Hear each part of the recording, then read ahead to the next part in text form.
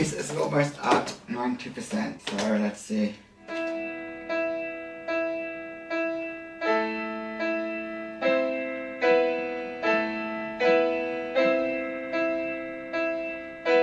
This transition coming up is, I find, still really hard.